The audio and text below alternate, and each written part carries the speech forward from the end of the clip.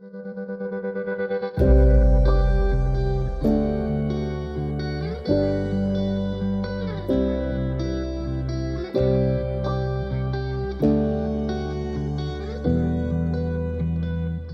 muy, pero muy difícil ser última en un panel así como este, ¿no? Después de haber escuchado a Elena, a Adriana, a Claudia, Laura, a Teresa, cada quien aportó figuras bien interesantes sobre sus vidas. Y bueno, hay muchas cosas que se las voy a repetir, que son muy parecidas. Mi historia se parece un poco a lo que Elena contaba, esa pasión, la vibración, las ganas de hacer algo distinto, lo mismo Teresa. Bueno, me presento primero, como ya escucharon, yo soy médica, yo me gradué en Venezuela, donde yo nací, hace más en el año 1997 llegué a Canadá. Y yo crecí en Venezuela en una época donde Venezuela era un país progresista, donde se nos permitía soñar y donde uno alcanzaba los sueños. Y yo creo que la capacidad de soñar es súper importante en la vida de uno. Yo cuando era pequeña a mí me preguntaban, ¿qué quieres ser? Y yo decía, yo voy a ser astronauta. Y todo el mundo me decía, pero no hay astronautas mujeres. Y yo, bueno, pero yo quiero ser astronauta. Y yo creo que era Elena que decía o Claudia que decía que hay que soñar y que la vida es del tamaño de los sueños. Y yo realmente creo que es así. Los sueños le permiten a uno, es como hacer una práctica de lo que puede ser el éxito y empezar a definir lo que es el éxito para cada uno. El éxito es un concepto muy personal. Lo que para mí es una situación de éxito, para ustedes a lo mejor no lo es, y viceversa. Entonces, cuando uno sueña, uno comienza a sentir esas emociones, esa vibración, esa energía interna que te dice, este es. Y mientras más soñamos, más nos definimos. ¿Qué es lo que queremos? ¿Hacia dónde vamos? Y esos sueños siguen creciendo y nos van dando como un foco. Como les dije, yo me gradué de médico, mi experiencia universitaria fue maravillosa, de ahí tengo amigos que se han convertido en mis hermanos de vida y es una profesión que la adoré, la amé mientras lo estuve haciendo, pero me conseguí una situación en un momento donde mis condiciones laborales y de trabajo no era lo que yo quería para mí, o sea, me encantaba lo que yo hacía, pero decía, esto no, yo no me veo trabajando así en mi vida entera. Entonces uno tiene un reto en ese momento, ¿no? Y para mí fue empezar a redefinirme. Yo, como les decía, en el año 1997 llegué a Canadá con 2 maletas y una carta de aceptación en la Universidad de Ottawa para hacer una administración en gerencia de salud. Eh, Vine a la Universidad de Ottawa con mi inglés, era un inglés relativamente promedio. En Venezuela prácticamente no usábamos computadoras mucho en ese entonces. Me acuerdo que cuando las usaba iba a las bibliotecas y a las librerías a tratar de sacar todas las definiciones y los artículos médicos del tiempo, pero todo era impreso, o sea, era otra época completamente distinta de ahora. Y me vine a un mundo donde tenía que hablar inglés fluido a un nivel de maestría, donde tenía que usar computadoras y donde la cultura y todo el contexto del sistema de salud era completamente nuevo. Y bueno, pues me lancé. Yo siempre he pensado que la vida es como uno está como en la plataforma de un tren y se abre la puerta y uno tiene la opción de montarse al tren y llegar a alguna parte o quedarse en el mismo sitio. Y yo siempre, como Elena decía, yo me lanzo, yo también me lanzo. En ese momento se me abrió la puerta del tren y me lancé. Y vamos a ver para dónde llegamos.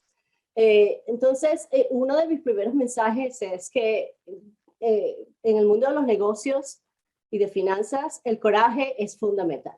Y ya de esto han hablado otros ponencias, ¿no? Tener el coraje de cambiar, el coraje de tomar oportunidades nuevas, de redefinirse. Yo dejé mi país, dejé mi familia, dejé mis amigos, dejé mi trabajo, dejé mi profesión y vine a hacer algo completamente diferente y con la sonrisa bien puesta en la cara, ¿no? Abierta a nuevas posibilidades. Y eso siempre abre nuevas puertas. La segunda cosa que es fundamental y me ayudó mucho en redefinir mi carrera fue el diferenciarme. Yo creo que en un mundo donde estamos llenos de blancos, negros, grises y marrones, ser de color rojo, de color amarillo, es maravilloso. Uno tiene que destacarse, tienes que traer algo diferente. Somos un mundo donde hay mucha conexión y mucho acceso a información, donde cualquiera se mete a Google y consigues una respuesta de algo y entonces somos generalistas de muchas cosas. Pero en ese mundo de generalistas, tener una especialización en algo te destaca. Entonces eso para mí ha sido fundamental. Como me presentaron, yo soy experta en servicios de salud basados en valor y es algo que comencé a trabajar en eso hace como 12 años, en un momento que eso se hablaba muy, pero muy poco. Y a mí me interesó, pues lo curiosa, yo quiero aprender más de esto y pues me empecé a trabajar duro, a investigar, a hablar con gente que también tenía el interés en esto. Hicimos una comunidad global que es relativamente pequeña, que se ha expandido en los últimos 4 o 5 años, pero pues me ayudó a diferenciarme del resto. Eso fue súper fundamental, buscar algo y buscar el eje. ¿Cómo te diferencias? ¿Qué puedes tú llevar al mundo que es diferente? Y ese es el valor que tú añades, ¿no? Entonces eso te define como en tu brand, ¿no? Como profesional. ¿Qué es lo que tú traes al equipo que es completamente diferente?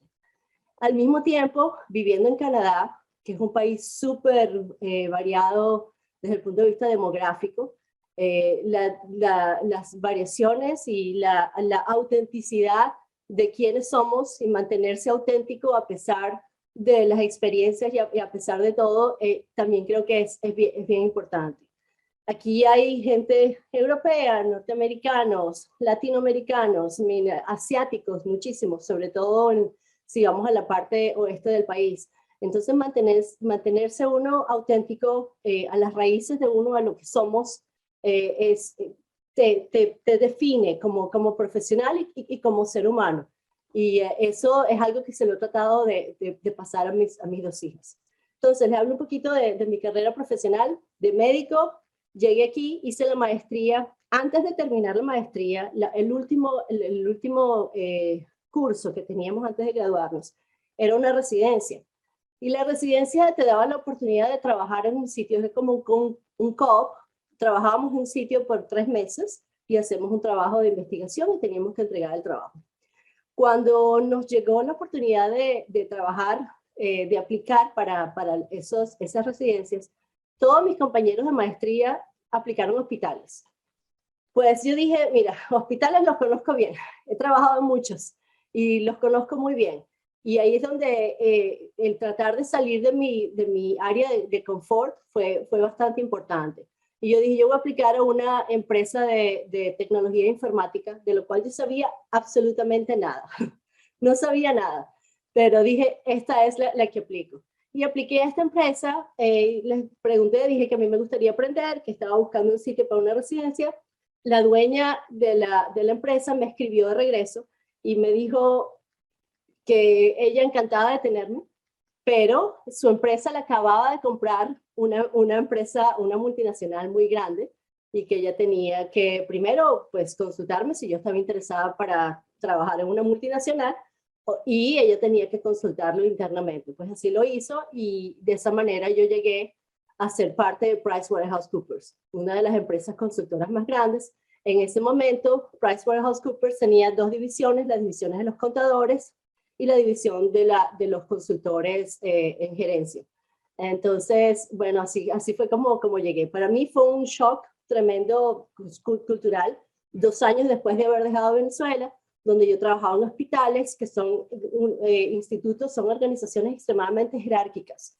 No sé si ustedes han tenido la oportunidad de trabajar en un hospital, siempre es el director, el jefe de la cátedra, y después los médicos que ya tienen 5 años graduados, los residentes de 3er año, de 2º año, de 1er año, de los internos, y así van. Esto es extremadamente jerárquico. Llegar a PricewaterhouseCoopers fue una situación completamente diferente.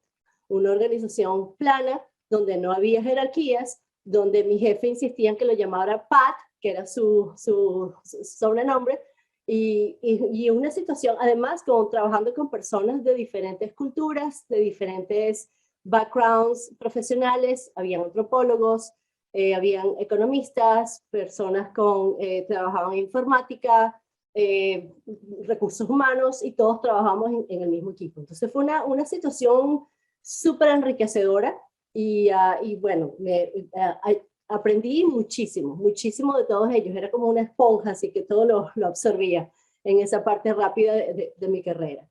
Llegó un momento que ya tuve que empezar a pensar en separarme de PricewaterhouseCoopers. Eso no es una vida que uno puede sustentar durante mucho tiempo, porque realmente la presión del trabajo era mucho y ya los proyectos se escapaban de mis manos. Entonces yo empezaba a ver, bueno, esto no es lo que yo quiero hacer el resto del tiempo. Y empecé, bueno, ¿a dónde me voy? ¿Cuáles son las cosas que me gustan? Me gusta calidad, me gusta valor, aplico aquí, aplico allá. Y así llegué a un think tank, que es una empresa de investigación aplicada, una de las más grandes de Canadá, que se llama The Conference Board of Canada, y en esa organización pasé como 14 años. Y ese fue el periodo de crecimiento profesional bastante acelerado, donde tuve oportunidad de... Ellos me dieron muchísima libertad y eso la verdad que siempre estaré agradecida. Me ayudó, me daba libertad de escoger los temas que yo quería explorar, me dieron oportunidad de tener clientes muy exigentes, aprendí mucho de mis clientes y de mi grupo, empezar a practicar liderazgo, cómo establecer las comunicaciones directas con mi staff y cómo motivarlos, cómo siempre tener los estándares bien altos en todo lo que hacíamos. Y esa era la otra cosa que es primordial, ¿no? Creo que fue Claudia que dijo que los sueños hay que trabajarlos, 100%. O sea, yo creo que todos nosotros trabajamos muy duro y esa es la manera. O sea, hay que trabajar duro para alcanzar las cosas que queremos. Pero al mismo tiempo, durante mi estadía en ese trabajo, yo aprendí una lección muy importante. Yo les cuento que tuve un proyecto muy grande, un proyecto que era de muchos millones de dólares para un ministerio. Y el proyecto comenzó retrasado, como muchos proyectos públicos, siempre hay retrasos en licitaciones, en personal, aprobación de documentos. Se nos retrasó el inicio del proyecto, se nos retrasó como 4 meses. Y bueno, al final ellos querían que el final del año ellos querían un reporte y eso no fue movido. O sea, obviamente perdimos 4 meses, pero igualito lo tienes que hacer. Bueno, hicimos cientos de entrevistas, mucho análisis, muchísimo movimiento. Ese año yo estuve viajando constantemente porque era un trabajo de evaluación. Y bueno, pasa todo el análisis. Les puedo decir que yo trabajé como prácticamente casi nunca había trabajado en mi vida hasta ese momento. Puse como 6 meses de trabajo en 3 meses. O sea, yo trabajaba 17 a 18 horas al día prácticamente casi constante y muchos sábados y muchos domingos también. Llega el día de presentarle al cliente y vamos y le dijimos, bueno, esto es lo que hemos encontrado. Y al cliente no le gustó lo que dijimos porque no reconocían que la información, lo que les estábamos diciendo básicamente era, aquí hay problemas. Y estos son problemas que le estamos diciendo los problemas que hay. Y ellos no aceptaban los problemas porque parte de eso había un poco, estábamos como, ellos lo tomaron como que estábamos poniendo en entredicha la habilidad de manejar los proyectos. Pero esas son siempre esas situaciones delicadas de cómo se comunican las cosas que a veces cambian, ¿no? Y yo recuerdo haber salido de esa reunión después de trabajar tanto y prepararnos tanto y para escuchar todos esos comentarios negativos dudaban de lo que estábamos haciendo. Claro, más adelante ellos dijeron, sí, lo reconocemos, está bien, pero costó, era un periodo. Y yo recuerdo haber salido de ahí y sentirme completamente vacía por dentro. Yo estaba absolutamente agotada. ¿Para qué?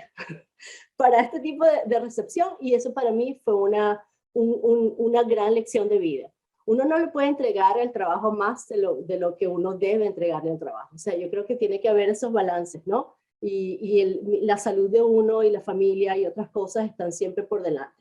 Creo que fue Elena la que dijo que uno tiene que realizarse en diferentes burbujas de la vida y yo estoy completamente de acuerdo. Para mí, yo he definido en los últimos años una burbuja personal. El yo, eso soy yo, y si yo no estoy en buena salud y no estoy bien, no estoy contenta, no me siento sana, no me siento estable, yo no le puedo dar estabilidad ni felicidad, ni le puedo dar nada a nadie más. Y eso incluye a mi trabajo, a mis hijos, a mi pareja y a nadie más. Entonces, esa burbuja del espacio personal es crítico para mí. Y yo ese día lo aprendí. Aprendí que hay ciertos límites que uno tiene que comenzar a poner. Yo generalmente digo sí a todo, pero con el paso de los años he empezado a aprender a decir cuándo es oportuno decir no. Uno tiene el espacio de la familia y el espacio del trabajo. Entonces hay que tratar de mantener todo en orden. Pero bueno, aprendí muchísimo en esa oportunidad y después de ahí, con el pasar de los años, como les decía, me especialicé mucho más y entonces caí mi trabajo actual, en el cual tengo una posición global que me fascina, me encanta, es una posición que me permite trabajar con gente de diferentes regiones, en diferentes idiomas, en diferentes sistemas, políticas, sistemas de salud y realmente me apasiona. Y eso me lleva a mi último punto que quiero estresar, mi último lección de vida que yo he aprendido. Y es que es fundamental, a medida que pasamos por la vida, hay que disfrutar del viaje. Esa felicidad es extremadamente importante. Y yo creo que uno puede definir como el éxito, la felicidad es muy personal. Lo que a mí me hace feliz es muy diferente de lo que ustedes lo pueden hacer feliz. Pero lo que sí creo que es bien importante es empezar a reconocer, aprender de nosotros mismos y reconocer qué es lo que nos hace feliz. Porque nosotros sabemos que es mucho más fácil recordar las cosas malas y los eventos negativos que los eventos positivos. De hecho, hay mucha investigación científica que documenta esto. Y eso es uno de los caracteres innatos, intuitivos, que son del ser humano. Y eso es lo que ha hecho que el ser humano sobreviva con muchos años, ¿no? Uno se acuerda de las cosas negativas y te ayuda a prevenir para no cometer los mismos errores. Entonces genéticamente, estamos hechos de una manera que las cosas negativas tienen un espacio bien importante. Entonces yo creo que depende de nosotros empezar a redefinir lo positivo y darnos las herramientas a nosotros mismos para quedarnos en ese aspecto positivo. Siempre hemos escuchado que la gente dice, bueno, si te gusta tu trabajo, no es trabajo. O sea, lo disfrutas, no es un trabajo. Y eso es verdad. Yo me siento que es así. Pero hay también investigación que certifica, que ha encontrado que las personas felices son además más exitosas. Hay un estudio reciente de la Universidad de MIT en Estados Unidos donde siguieron a 1,000 soldados en un periodo de 5 años. Y la pregunta que ellos hicieron fue una pregunta sencilla. ¿Qué viene primero? ¿Primero viene el éxito o la felicidad? ¿El ser exitoso te hace más feliz o el ser feliz te hace más exitoso? Entonces agarraron estos 1,000 soldados y comenzaron a medir su bienestar y empezaron a medirlos en 5 años para saber cuál era el desempeño que tenían en su trabajo. Y encontraron que los soldados más felices, al principio que fueron catalogados más felices, ganaron 4 veces más premios en comparación con los soldados que inicialmente no eran felices. Y esa diferencia se mantuvo después que tomaron en cuenta el género, la educación, la raza, muchos otros aspectos que los vieron a ver si había alguna correlación. Entonces, ellos dicen, como se ha encontrado en otros estudios, que realmente la felicidad te da muchas más oportunidades de ser exitoso. La felicidad no solamente nos hace más saludables, nos hace más motivados para el éxito, nos hace mucho más fácil comunicarnos con nuestros compañeros de trabajo, nos hace más creativos. Entonces, yo creo que uno tiene que tomar un approach, una metodología sistemática para alcanzar la felicidad. Hace algunos años, yo comencé a llenar mi diario de la felicidad. ¿Y qué era eso? Bueno, la vida es ocupada, como todos. Yo tengo 2 hijas, yo pasé 10 años soltera, yo me divorcié cuando mi hija pequeña tenía como 6 años y mi hija grande tenía como 9, más o menos, y pasé 10 años soltera. Entonces, ustedes se pueden imaginar la presión de la casa con 2 niñas, tratando de hacer todo, escuela, ballet, llevándolas a clases de gimnasia, todo, además de tener una posición ejecutiva. Y una posición ejecutiva en un trabajo donde yo tenía que viajar. Entonces, es como, ya todos hemos hablado de todas esas pelotas que tenemos en el aire y tratamos de balancearlas. Y es muy fácil cuando uno tiene así una vida así que está tan estructurada, es muy fácil sentirse agobiado. Y yo me vi en la necesidad de recordarme qué era lo que me hacía feliz. Y cuando yo me sentía agobiada, Entonces yo leía esto y lo hacía y lo repetía. Y eso me ayudaba a sentirme más relajada, más en control. Entonces, y esas eran cosas relativamente pequeñas. O sea, ¿qué me hace feliz? A mí me hace feliz mi café de Starbucks. A mí me gusta mi café y lo tengo como me gusta. Entonces anotaba café de Starbucks a las tardes. Bueno, yo sabía que cuando yo estaba muy cargada de trabajo, yo tenía que tomar 5 minutos para mí, ir a tomarme el café y regresar, y el resto de la tarde como que me cambiaba. Son cosas pequeñas, pero son importantes y son bien personales. Eso no es algo que lo que sirve para mí a lo mejor no sirve para otros, pero yo creo que documentar, tener la idea de que la felicidad es un estado, es una actitud mental, y que todo lo que hacemos tiene que contribuir a ese ciclo de felicidad, y tener un sistema para llegar a eso es importante. Es como cuando uno trabaja, a uno le dan objetivos de trabajo personales, te dan un plan de evaluación y uno lo sigue para el trabajo. Yo creo que a veces uno tiene que aplicar un poquito lo mismo para la vida de uno, para ponerle en orden. Entonces, no las entretengo más porque ya he hablado mucho, pero son 3 cosas que quiero que recuerden. O sea, uno, el coraje es fundamental. Sin coraje no llegamos a ninguna parte. Necesitamos coraje para cambiar. Y yo siempre he creído que es posible cambiar esos cambios de la vida que a veces se aparecen, cambiarlos en oportunidades. Y esas oportunidades nos pueden llevar lejos. La segunda, diferenciarnos. ¿Cuál es el valor que nosotros añadimos? Y definirnos de esa manera. Buscarla, mientras más diferenciados estamos, mucho mejor, porque no queremos ser iguales que todo el mundo. Y la tercera parte, disfrutar el viaje. De cualquier manera, hay que buscarse el plan, de manera que podamos hacer una sinfonía de todas las notas que tenemos en nuestras vidas, y que el plan funcione. Muchísimas gracias y súper honrada con la invitación.